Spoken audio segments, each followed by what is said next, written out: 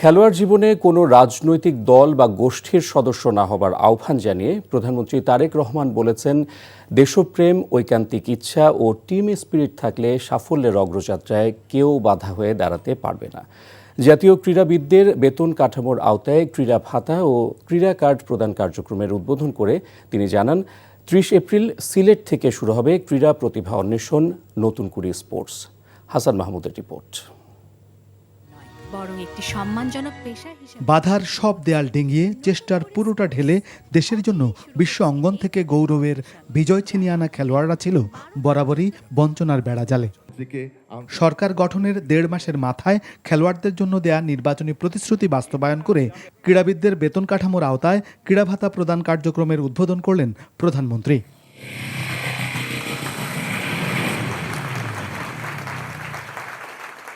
প্রথম পর্যায়ে ১২৯ জন খেলোয়াড়কে মাসিক ১ লাখ টাকা করে দেয়া হয়েছে এই ভাতা, যা ৭ দিনের মধ্যে পাবেন ৫০০ জন। ক্রীড়াবিদদের হাতে তুলে দেওয়া হয় ক্রীড়া কার্ড, আর সাফল্য অর্জনকারীদের দেয়া হয় সম্মাননা। বাংলাদেশে কোনো ফুটসাল গ্রাউন্ড নাই, তো আমি আমাদের ক্রীড়ামন্ত্রী প্রতিমন্ত্রী স্যারের দৃষ্টি আকর্ষণ করছি। তোমাদেরকে একটা সিকিউর জায়গায় মেয়েরা যাতে প্র্যাকটিস করতে পারে, খেলতে পারে, সেইটা মোটামুটি মাঠটার সিলেকশন সবকিছুই হয়ে গিয়েছে। আজ আমরা শুধু আমাদের ক্রীড়াবিদদের সম্মাননা দিচ্ছি না, এটি বর্তমান সরকারের ক্রীড়া সংক্রান্ত নির্বাচনী ইশতেহারের প্রতিশ্রুতিগুলোকে বাস্তবায়নের গুরুত্বপূর্ণ অর্জন। খেলোয়াড়দের শুভেচ্ছা জানিয়ে প্রধানমন্ত্রী বলেন, খেলাকে পেশা হিসেবে নেয়ার জন্য স্বল্প, মধ্য ও দীর্ঘমেয়াদী পরিকল্পনা নিচ্ছে সরকার। ঐকান্তিক ইচ্ছা আর টিম স্পিরিট থাকলে আপনাদের সাফল্যজনক অগ্রযাত্রায় কেউ বাধা হয়ে দাঁড়াতে পারবে না বলে আমি দৃঢ়ভাবে বিশ্বাস করি। পেশাদার খেলোয়াড়ি জীবনে আপনারা কোনো রাজনৈতিক দল বা গোষ্ঠীর প্রতিনিধি নন বা হবেন না, দয়া করে। বরং ক্রীড়া নৈপুণ্য দিয়ে দেশের প্রতিনিধি হয়ে উঠবেন আপনারা। প্রধানমন্ত্রী বলেন, এটি শুধু কোনো সংবর্ধনা নয়, তার সরকারের দেয়া প্রতিশ্রুতির বাস্তবায়ন। তারেক রহমান বলেন, ইতোমধ্যে বেশ কিছু প্রতিশ্রুতি বাস্তবায়ন শুরু করেছে তার সরকার। নারীদের ক্ষমতায়নের জন্য আমরা এর মধ্যে ফ্যামিলি কার্ডের কাজ শুরু করে দিয়েছি। হতে পারে এই মুহূর্তে স্কেলটি ছোট, কিন্তু ধীরে ধীরে আমরা এটিকে ইনশাল্লাহ লক্ষ্যে নিয়ে যাব। ঠিক একইভাবে কৃষকদের জন্য আমরা একটি কৃষক কার্ড ইন্ট্রোডিউস করার কথা বলেছি, যেটি ইনশাল্লাহ 14 এপ্রিলে টাঙ্গাইল থেকে এটির পাইলট প্রজেক্টের কাজ আমরা শুরু করতে যাচ্ছি। ক্রীড়াক্ষেত্রে সরকারের পাশাপাশি বেসরকারি পৃষ্ঠপোষকদেরও এগিয়ে আসার আহ্বান জানান প্রধানমন্ত্রী। Hasan Mahmud, NTV news, Dhaka. হঠাৎ করেই দেখা দিয়েছে হামের প্রাদুর্ভাব। বায়ুবাহিত এ রোগে আক্রান্ত হয়ে প্রতিদিন অসংখ্য শিশু সরকারি বেসরকারি হাসপাতালে চিকিৎসা নিচ্ছে। এখন পর্যন্ত সারা দেশে ৬৭৪ শিশু আক্রান্তের খবর জানিয়েছে স্বাস্থ্য অধিদপ্তর। আক্রান্তদের মধ্যে সবচেয়ে বেশি রোগী ঢাকায় আর কম রংপুরে। প্রাথমিকভাবে হামের লক্ষণ দেখা দিলে রোগীকে আলাদা করার পরামর্শ চিকিৎসকদের।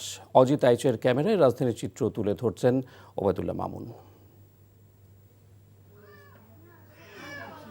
শিশুদের জ্বর, সর্দি, কাশি, পাতলা পায়খানা ও নিউমোনিয়া নিয়ে হাসপাতালে ছুটছেন অভিভাবকরা। শহর কিংবা গ্রাম, সর্বত্র ছড়িয়ে পড়ছে এ সমস্যা। সপ্তাহ পার না করতে শরীর জুড়েই দেখা যাচ্ছে র্যাশ, সাথে চোখের প্রদাহ। মানিকগঞ্জ থেকে 24 মার্চ বাচ্চার জ্বর ও নিউমোনিয়া নিয়ে এসেছেন এই মা। এখানে আসার পর জানতে পারলেন বাচ্চার হাম হয়েছে। এরকম অসংখ্য রোগী ভর্তি হয়েছেন রাজধানীর সোহরাওয়ার্দী হাসপাতাল সহ বিভিন্ন হাসপাতালে। সব বাচ্চাদের কমন সমস্যা সর্দি, কাশি ও জ্বর, পাতলা পায়খানা। তবে এসব লক্ষণ দেখা দিলে আতঙ্কিত না হয়ে শিশুদেরকে আলাদা করার পাশাপাশি তরল খাবার খাওয়ার পরামর্শ চিকিৎসকদের। আমি এখানে আসছি 25 তারিখে। আমার বাচ্চার অনেক জ্বর ছিল, হাম উঠছিল, তারপরে এখানে এসে আমি ভর্তি ছিলাম। ট্রিটমেন্ট আপনার মোটামুটি খারাপ না, ভালোই আছে। এখানে আসছি আমি 24 তারিখে, বাচ্চা ভর্তি করেছি। এখন বাচ্চা জ্বর হয়েছিল, মুখে গা হয়েছিল, চোখ ফুলে গেছিল আর হাম হয়েছিল। এখন আল্লাহর রহমতে আমার বাচ্চা একটু সুস্থ আছে। ওখানে একটু জ্বরটা খালি ছুটছে, ওখানে পাতলা পায়খানা কমে নাই আর কাশি কমে নাই। তবে হাসপাতালে রোগীর চাপ থাকায় রোগীদের জায়গা হয়েছে বিশেষ ওয়ার্ড ছাড়িয়ে স্বেচ্ছাতে বারান্দায়, তাও আবার এক বিছানায় 2 থেকে 3 জন।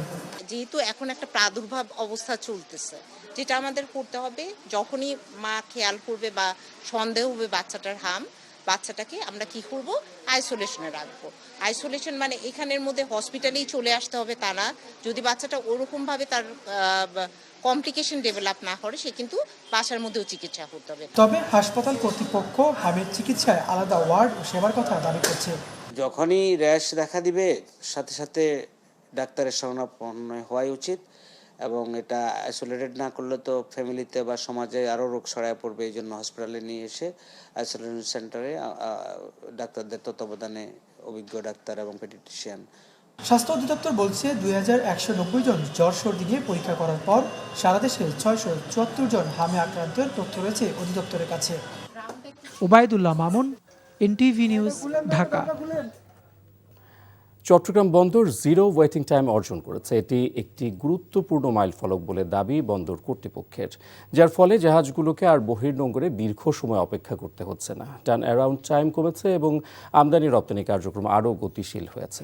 একসময় চট্টগ্রাম বন্দরে আমদানি রপ্তানি পণ্যবাহী জাহাজসমূহকে নির্দিষ্ট সময়ের চাইতে বেশি দিন অপেক্ষা করতে হতো। এতে একদিন অলস সময়ের জন্য জাহাজ প্রতি দিনে $10,000 পর্যন্ত বেশি ব্যয় করতে হতো, যা শেষ পর্যন্ত সংশ্লিষ্ট পণ্যের ভোক্তার উপর গিয়ে পড়ত।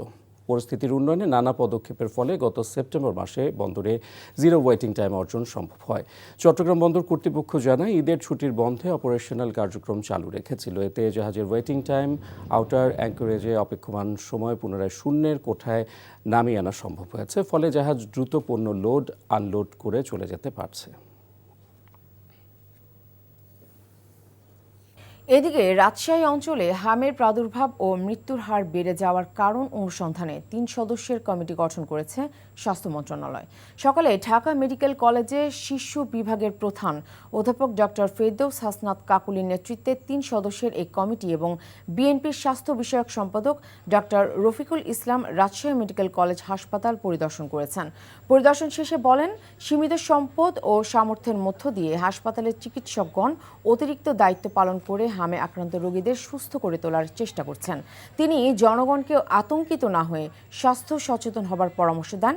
পাশাপাশি 9 মাসের কম বয়সী শিশুরা কী কারণে হামে আক্রান্ত হচ্ছে তা নিয়ে গবেষণার ওপর জোর দেন।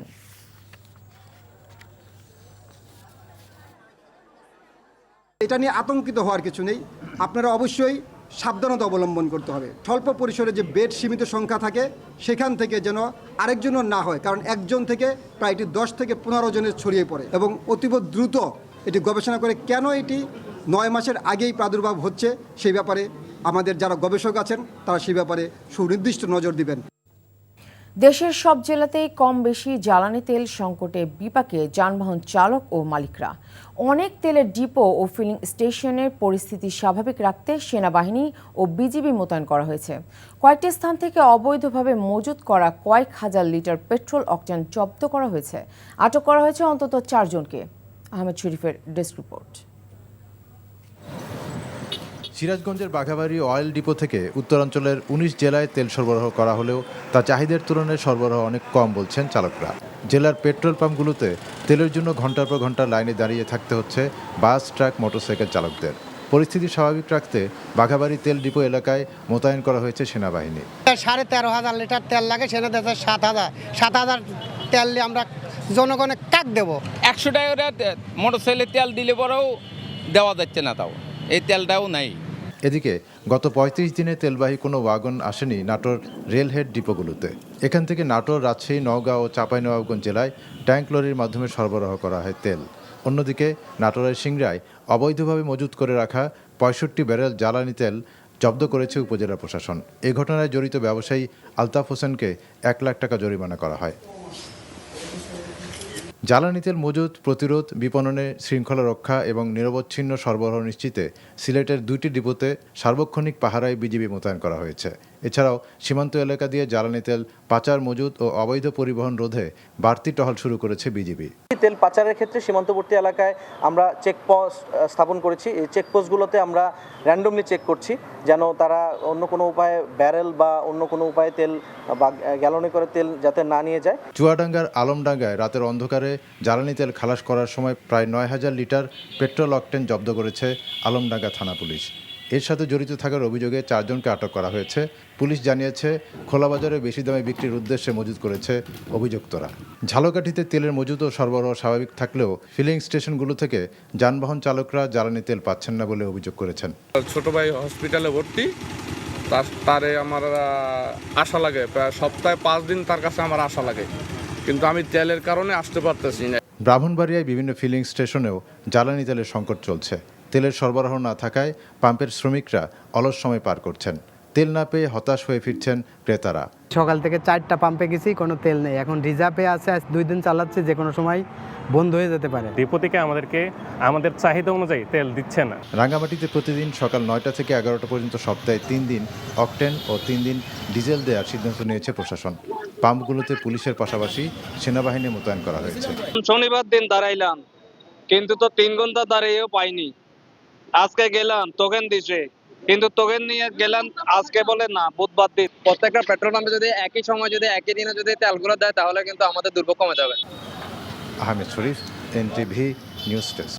এদিকে চুয়াডাঙ্গায় জ্বালানি তেল সরবরাহ ব্যবস্থাকে নিয়ন্ত্রণ ও শৃঙ্খলার মধ্যে আনতে 1 এপ্রিল থেকে ফুয়েল কার্ড বাধ্যতামূলক করছে জেলা প্রশাসন। সকাল থেকে ফুয়েল কার্ড সংগ্রহের জন্য চুয়াডাঙ্গা জেলা প্রশাসকের কার্যালয়ে যানবাহনের মালিকরা প্রয়োজনীয় কাগজপত্র জমা দেওয়া শুরু করেছেন। হাজার হাজার মানুষ কাগজপত্র জমা দেওয়ার জন্য ভিড় করেছেন। ডিসি অফিসে কাগজপত্র জমা দিতে গিয়ে হাতাহাতিও হয়েছে। অনাকাঙ্ক্ষিত পরিস্থিতি এড়াতে অতিরিক্ত পুলিশ মোতায়েন করা হয়েছে। আজ ও কাল জাতীয় পরিচয়পত্র, গাড়ির রেজিস্ট্রেশন কপি, ড্রাইভিং লাইসেন্স ও 1 কপি ছবি জমা নেওয়া হবে। 1 এপ্রিল থেকে জ্বালানি তেল ক্রয়ের ক্ষেত্রে সরকার নির্ধারিত ফুয়েল কার্ড ব্যতীত তেল ক্রয় করা যাবে না বলে জানিয়েছে জেলা প্রশাসন। রাজবাড়ীর দৌলত দিয়া ফেরিঘাটে বাস নদীতে পড়ে 26 জন নিহত হওয়ার ঘটনায় নিহতদের স্মরণে এবং নিরাপদ সড়কের দাবিতে রাজবাড়ী প্রেস ক্লাবের সামনে শিক্ষার্থী ও সর্বস্তরের জনগণ মানববন্ধন কর্মসূচি পালন করেছে। সকালে এই মানববন্ধন থেকে অবিলম্বে ফিটনেসবিহীন গাড়ি চলাচল বন্ধ, অদক্ষ চালক ও হেলপারের মাধ্যমে গাড়ি চলাচল বন্ধ, সড়কে দুর্ঘটনায় দোষীদের কঠোর শাস্তির দাবি, সড়কে আধুনিক ট্রাফিক ও নিরাপত্তা ব্যবস্থা নিশ্চিত করা সহ মোট 5টি দাবি উত্থাপন করেন বক্তারা। এ সময় দ্বিতীয় পদ্মা সেতু বাস্তবায়নের দাবি জানান তারা। সুন্দরবনের বনদস্যু ছোট সুমন বাহিনীর আস্তানা ধ্বংস ও মালামাল জব্দ করেছে কোস্টগার্ড। কোস্টগার্ড জানায়, মোংলা সীমান্ত খাল সংলগ্ন এলাকায় অবস্থান করছে ছোট সুমন বাহিনীর সদস্যরা। এমন খবরের ভিত্তিতে ভোরে কোস্টগার্ড সদস্যরা ওই এলাকায় অভিযান চালায়। এ সময় সুমন বাহিনীর একটি আস্তানা চিহ্নিত করে তা ধ্বংস করে দেওয়া হয়। এছাড়া ডাকাতির কাজে ব্যবহৃত মালামাল জব্দ করা হয়। এ সময় কোস্টগার্ডের উপস্থিতি টের পেয়ে ডাকাত ছোট সুমন বাহিনীর সদস্যরা সুন্দরবনের গহীন বনে পালিয়ে যাওয়ায় কাউকে আটক করা সম্ভব হয়নি। কক্সবাজারে গত 24 ঘন্টার চিরুনি অভিযান চালিয়ে ছিনতাইকারী ও ডাকাত চক্রের 15 সদস্যকে গ্রেফতার করা হয়েছে। এদের মধ্যে শহরের সুগন্ধা কটেজ জোনে পর্যটকদের ওপর হামলা ও ছিনতাইয়ের ঘটনায় জড়িত ব্যক্তিরাও রয়েছে। গতকাল সকাল থেকে রাত ভর কক্সবাজার শহরের বিভিন্ন জায়গায় এই চিরুনি অভিযান পরিচালনা করে কক্সবাজার সদর মডেল থানা পুলিশ। পুলিশ জানায়, গ্রেফতারকৃতদের কাছ থেকে ছিনতাই ও ডাকাতির কাজে ব্যবহৃত ধারালো অস্ত্র উদ্ধার করা হয়েছে। তাদের বিরুদ্ধে প্রয়োজনীয় আইনগত ব্যবস্থা গ্রহণ করা হচ্ছে। দেশে জ্বালানি তেলের সংকট নেই, গ্রাহকরা অতিরিক্ত তেল নেয়ায় কৃত্রিম সংকট তৈরি হয়েছে। জাতীয় সংসদে এমন কথা জানিয়েছেন জ্বালানি মন্ত্রী ইকবাল হাসান মাহমুদ টুকু। এদিকে স্বরাষ্ট্রমন্ত্রী সালাউদ্দিন আহমদ জানিয়েছেন, জুলাই যোদ্ধাদের সুরক্ষা অধ্যাদেশ সর্বসম্মতিক্রমে সংসদে বিল আকারে পাশ করার বিষয় ঐক্যমত্য হয়েছে। সেলিম মালিকের রিপোর্ট। সোমবার দুপুর 3:30টায় তারকা চিহ্নিত প্রশ্নের উত্তরের মধ্য দিয়ে শুরু হয় জাতীয় সংসদের প্রথম অধিবেশনের 4র্থ দিনের বৈঠক। দিনের কার্যসূচি অনুযায়ী এখন প্রশ্ন অধিবেশনের 71 বিধিতে জরুরি জনগুরুত্বপূর্ণ বিষয়ের মনোযোগ আকর্ষণের নোটিশ নিষ্পত্তির উপর আলোচনায় চলমান জ্বালানি সংকট নিয়ে কথা বলেন জ্বালানি মন্ত্রী। স্পষ্টভাবে বলতে চাই, এই পর্যন্ত বাংলাদেশে জ্বালানির কোনো ঘাটতি নাই। 41 দিনে ডিজেল বিক্রি হয়েছে 4,82,000 মেট্রিক টন, অর্থাৎ সরকার সম্ভাব্য চাহিদার চেয়েও বেশি প্রস্তুতি নিয়ে রেখেছে। পর্যাপ্ত জ্বালানি থাকায় অন্য দেশের মতো এখনো রেশনিংয়ের পথে হাঁটছে না বাংলাদেশ, এমনটা জানিয়ে তিনি বলেন, ভবিষ্যতে জ্বালানি নিরাপত্তায় গ্রাহকদের সচেতন হতে হবে। প্রয়োজনীয় জ্বালানি সংগ্রহের মাধ্যমে মজুদ প্রবণতা থাকায় সংকট কৃত্রিমভাবে তৈরি হয়েছে। এই ধরনের অপকর্মের রোধে জনগণের স্বার্থে রক্ষার্থে আগামী প্রশাসনের প্রয়োজনে আরও কঠোর হতে দ্বিধাবোধ করবে না। এদিকে সাংবিধানিক আইনের মাধ্যমে জুলাই যোদ্ধাদের সুরক্ষার আশ্বাসের কথা জানান স্বরাষ্ট্রমন্ত্রী। এবং সুখের বিষয়, সর্বসম্মতিক্রমে আমরা এই জুলাই যোদ্ধা সুরক্ষা অধ্যাদেশটা পার্লামেন্টে বিল আকারে উপস্থাপন করে পাশ করার বিষয়ে একমত হয়েছে। মব কালচারের নামে কোনো অপরাধ মেনে নেওয়া হবে না বলেও সংসদের হুঁশিয়ারি জানান স্বরাষ্ট্রমন্ত্রী। বাংলাদেশে কোনো রকমের মব কালচার আর থাকবে না। সেলিম মালিক, NTV নিউজ, ঢাকা।